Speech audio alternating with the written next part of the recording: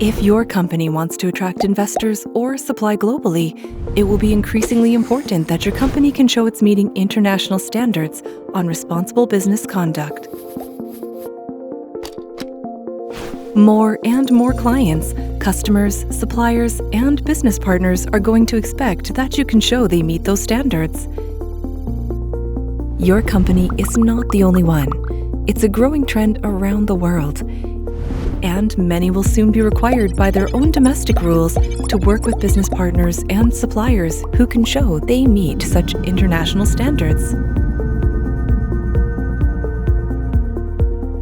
But what are those standards, and how do you implement them and show others that you meet the standards?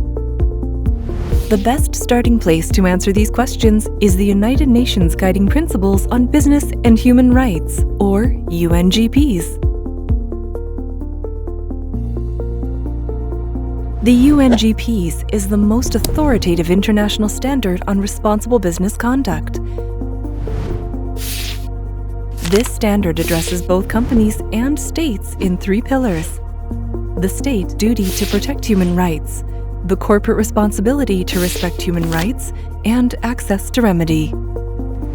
The second pillar, the corporate responsibility to respect human rights, lays out what business should do to avoid and address any adverse impacts on people. This standard applies to all businesses of all sizes in all geographies and situations.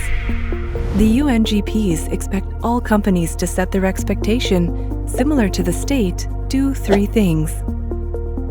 First, put in place a policy commitment to respect human rights.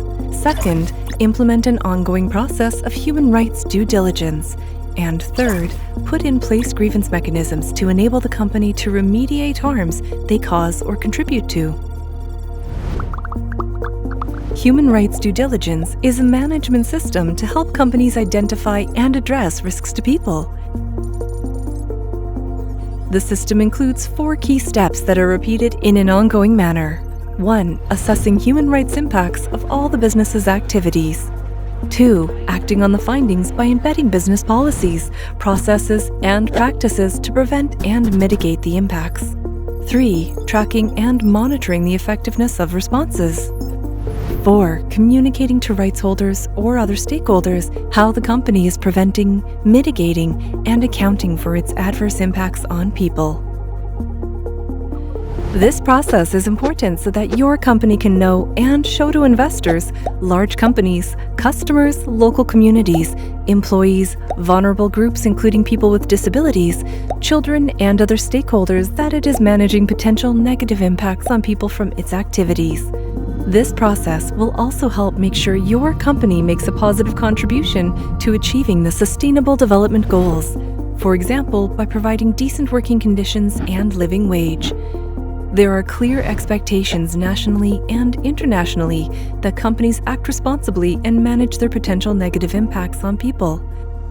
Responding to these expectations will help your company respect human rights and become a preferred business partner. To find out more, please visit UNDP Global website for business and human rights, www.undp.org.